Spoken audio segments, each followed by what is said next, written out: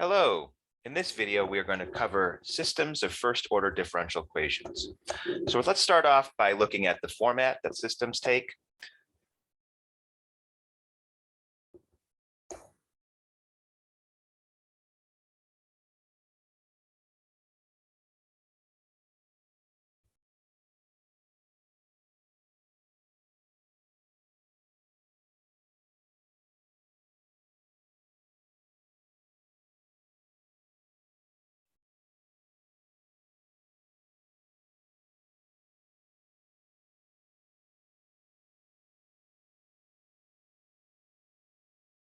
And to go through and help us to understand what these systems look like, what we're going to do is we're going to compare them to regular first-order differential equations so that we can see the difference. Okay, so the format for a system is that you go through and you have functions x1 through xn, where the derivative of the first function is some combination of the independent variable t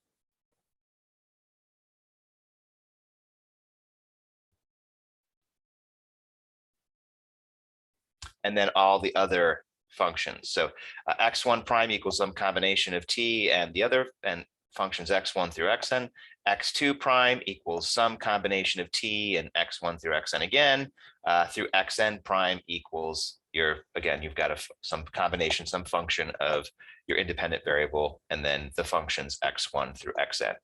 So that compares with our differential equation form where we'd go through and we'd say y prime is some function of independent t and then y, right? So this is the format that we would use for a regular differential equation that's of the first order. And then this is the format that we use for a system, okay? And then the difference is differential equation, single differential equation, one equation, one derivative equal to, one independent variable, and then the function itself.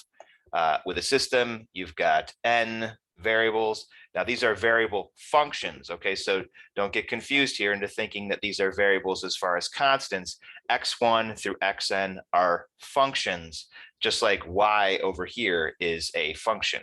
When you're solving a differential equation, you're finding the function that makes the differential equation true. When you're solving a system of differential equations, you're finding the functions that would make the system true. Okay, so to go through and kind of continue with the comparison here, if we looked at examples, could go through and we could say x1 prime equals x2 and x2 prime equals negative x1 minus 1/8 x2. That is compared to if we used our single differential equation, we might have something like y prime equals y. Right, so if we're going to go through and solve our regular differential equation from earlier in the course, we're looking for the function that we would plug in whose derivative would equal the function itself. Okay, so an example would be e to the t. The derivative of e to the t equals e to the t. All right, meanwhile, for our system, we're looking for the functions that we could plug in where the derivative of the first function would equal the second function itself, and then the derivative of the second function would equal negative the first function minus 1/8 times the second function. Okay, so moving on, if we were to look at the format for the solution, right? So a solution to the differential equation, as we've been saying, is going to be a set of functions. So x1 is going to equal some function of t, x2 is going to equal some potentially different function of t, ... through xn equals some potentially different function of t. So we're looking for n different functions of t that we could go through and plug into the system that would make the differential equation true. Okay, and then meanwhile, to use our comparison for our earlier, for a single differential equation, we're just looking for a single function that we would plug in that would make the differential equation true. Okay, and then finally, we do have initial conditions. You can have initial conditions with systems, just like we could have initial conditions with regular first order differential equations and the way that those work. So we would say that x1, where if you plug in t naught, has to equal x1 naught. And that's the format that we use. We take the subscript naught and make it into a superscript. X2 of t naught would have to equal x2 naught dot dot dot through xn of t naught would have to equal xn naught. So the idea is that we could potentially be given a set of initial conditions where if you plugged in an initial number, you'd have to get out a corresponding number, right? So, and then to tie this back to the first order of the single differential equation of the first order, we would say y of t naught equals y naught. Okay, so this is equivalent to this. It's just written in a system format. Okay, so here you'd plug in t naught and you'd the number t naught and you'd get out the number y naught. And then here you'd have a whole bunch of t naughts that you'd plug in, and then you'd get out a whole bunch of numbers. Okay, so that gives us some basic information on the difference between systems of first order differential equations and a single differential equation. So next thing we're going to do is we're going to look at some theorems. Now these are theorems that relate to theorems from earlier in the semester. So we're going to take a system theorem and we're going to compare it to a single differential equation theorem from earlier in the semester. So let's go ahead and do that. Okay, so I've already written all this out to save us like 10 minutes. All right, so if we go through and look at this, we have the existence and uniqueness theorem. Now this is for a general first order system of differential equations. So by general, so now we're not talking about linear or nonlinear. This is for any first order differential equation. And so it's written out here, and we'll read through it in a second. And then I also have on the same page gone through and written out the existence uniqueness theorem for just a first order differential equation, non-system. So this bottom theorem is the theorem that we talked about earlier in the course when we were learning about first order differential equations. And the reason I'm compiling them here is, again, so that we can make that comparison and try and tie what we're learning about systems in with something that we've already seen and understood from earlier in the semester. So if we just go through and read this, so the existence uniqueness theorem for general first order systems is going to be to let each of the functions f1 through fn, and what are those again? F1 through fn, if we go back, so those are the functions that give us the relationship between x1 prime, x2 prime through xn prime and the other functions. Okay, so if we take all of those functions and the partial derivatives, and if you look through these partial derivatives, every possible combination of partial derivatives. So we take f1, differentiate it with respect to x1. So we take f1 through fn, differentiate them with respect to x1. Then we go through and do the same thing with respect to x2, all the way through xn. So if we say if we've got all the functions and all the partial derivatives and they're continuous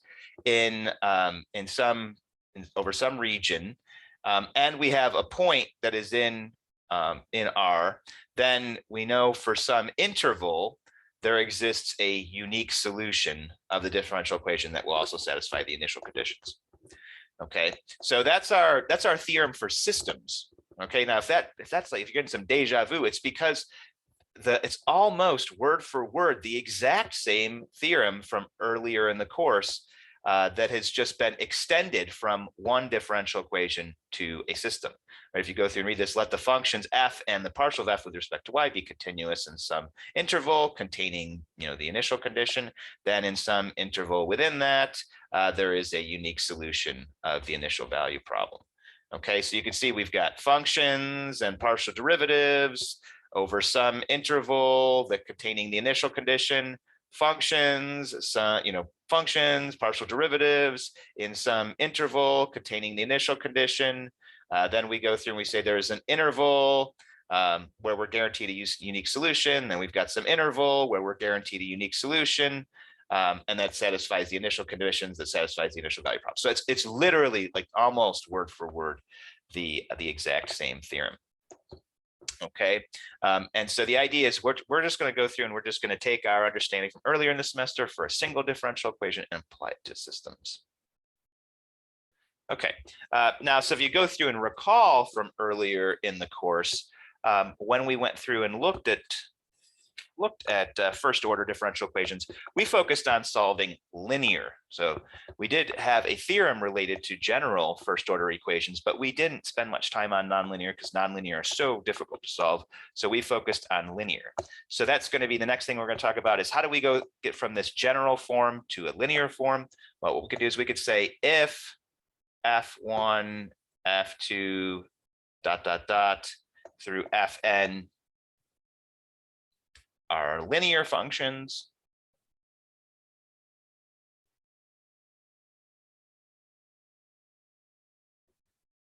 then the system is linear.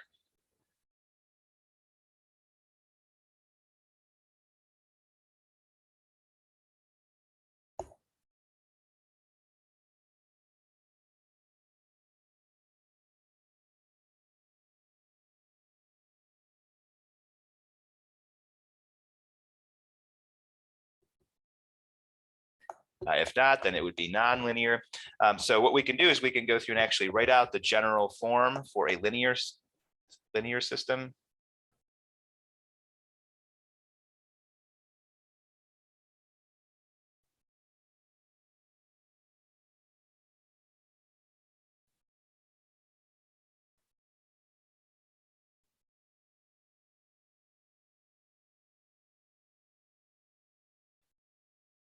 Okay, so if f1 through fn are linear, then the system is linear. What does that mean? All right, well, if we go through and write out the general form, we can see what that means.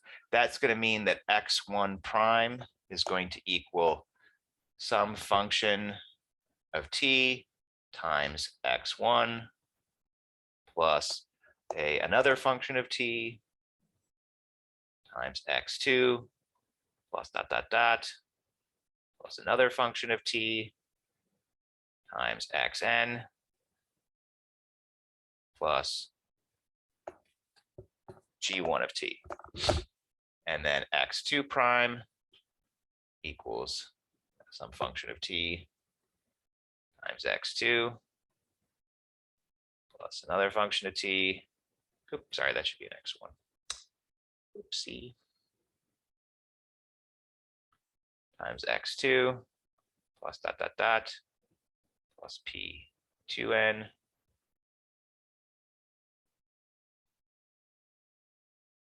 and then ...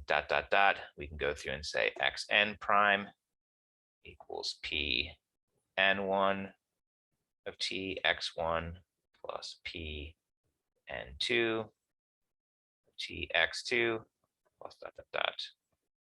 p nn of t xn plus gn of t.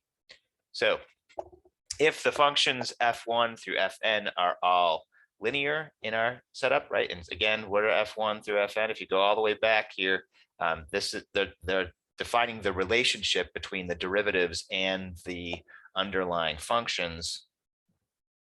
All right, so if that relationship between the derivatives and the underlying functions are all linear, then you get this. That's what that means, right? So by linear, it just means that we've got all the exponents are all to the first power throughout all of this for the functions x through xn. And then you could potentially have coefficient functions of t for all of those, and then plus this additional function g, right? So, and then recalling from earlier in the course, again, g, basically the definition for g defines the difference between a homogeneous and a non-homogeneous differential equation. So what we can do is we can say if g1, g2, ... through gn if all of those equal 0, then the system is said to be homogeneous.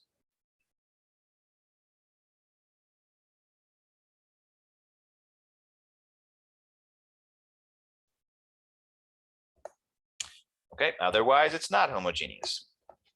Okay, so that enables us to go through and take our initial definition for a system of first order differential equations and make it linear, define it in a linear situation. So this gives us our definition for linear.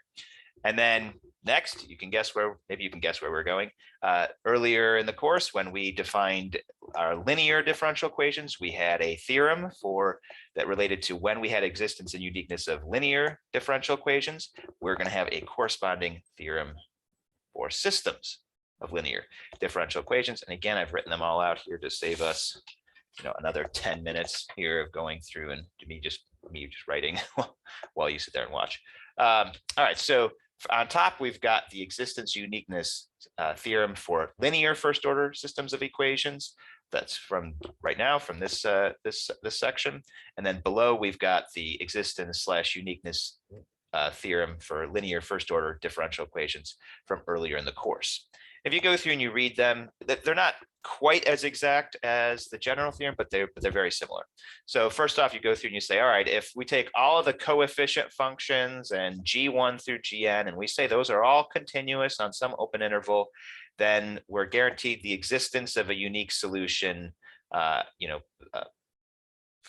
1 through phi n for our functions x1 through xn. Okay, and that unique solution satisfies the initial condition where t naught is any point in the interval I. So any point in the interval I. So that guarantees that it's going to be true for throughout the entire interval. And we have x1 through xn. N is basically just going through and defining an initial condition in terms of any set of potential values, prescribed numbers here. And then it goes through and says the solution exists throughout interval I. Okay, so if we go through and compare that with our existence uniqueness theorem from earlier in the course, now we have the functions p and g are continuous on open interval I containing t equals t naught. Then there exists a unique function y equals phi of t that satisfies the differential equation rate for each t. All right, so if you go through, we've got, so the p1 through g is, we've got the format right here. So I didn't go through and write the format for a regular first order differential equation, but we can go through and just recall. So we've got y prime equals p of y plus g, right? And so you could see here, look at the format here, look at the format for each of these. The format is effectively the same, okay? In that we go through and have, if we go through and so those are, I was like looking at this and getting confused. Those are not primes, those are ones. I added those ones in a second ago. So those are not primes. Those are ones for the superscripts, just going through denoting that this is linear, that it's to the first power. But if you go through and look at the format, you've got x1 prime is equal to something in terms of t times x1 plus g1. And this is just a simple version of that. We've got y prime equals p is something in terms of t times y plus g. And so you can see here, if we go through and take all the coefficient functions and the g functions, if those are all continuous, then we're guaranteed a unique solution. If we've got the p, which is a coefficient function, and the g, if those are continuous, then we're guaranteed a unique solution. Okay, and it's going to be true where the initial condition lies in the interval where they're continuous. And this one goes through and says the same thing. So T naught needs to be in I, and I is the interval where they're continuous. And so the two, again, it's not word for word identical, but they do have essentially the same meaning. All right. And then last but not least, as we finish this up, there's a lot of cool stuff you can do with systems, but just one kind of neat thing just to close up this section with is that systems of first order equations can be used to go through and represent solving higher order differential equations. So check this out. So we got systems of first order differential equations.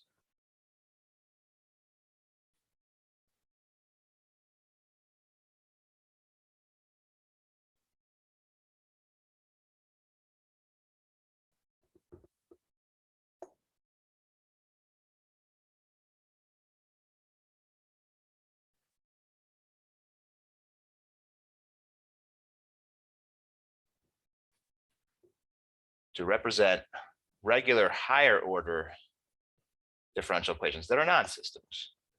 So check this out. This is neat.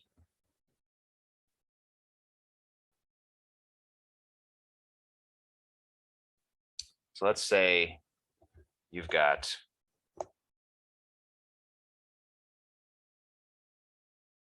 u double prime plus 1/8 u prime plus u equals 0. All right, so that is a second order differential equation. All right, so check out what you can do. You can go through, you can take this second order. Now, solving second order differential equations is typically harder than solving first order. So if we could take this second order differential equation and turn it into a first order differential equation, then that hypothetically would make it easier to solve. Not in this particular case, because we've got all these techniques that we defined for going through and solving second order differential equations. We've done a whole chapter on it. But just in general, the idea of being able to take higher order differential equations and turn them into first order differential equations sounds really useful. All right, so what we can do here is we can go through and we can say, let x1 equal u and x2 equal u prime. All right, so if we do that, let's check this out. So we can go through, we can say differentiate both sides of this and you get x1 prime equals u prime. Differentiate both sides of this and you get x2 prime equals u double prime. Okay, and now I'm going to do one more thing here, and this will make sense in a second. I'm going to go through and take this first differential, our initial differential equation that's in second order. I'm going to go through and I'm going to solve it for u double prime. So if we take u double prime, that's going to equal -1/8 u prime minus u, right? So we just took these two things, just moved to the other side. All right, now let's putting all this together here. So we've got x1 prime equals u prime, and we've got u prime equals x2. So that tells us that x1 prime equals x2, right? And then we've got x2 prime equals u double prime, which equals -1/8 u prime. And what did we say that u prime was? All right, u prime is x2. And then minus u, and then what did we say u was? We said it was x1. All right, so it kind of jumped around a little bit there, but so let me go over that again, right? So we went through and we started off, and I'm intentionally using the system format here. So we want to have x1 prime equals something and x2 prime equals something. So that's why I'm doing it this way. So you've got x1 prime. Well, what is x1 prime? And we want to define it in terms of things that don't have derivatives in them.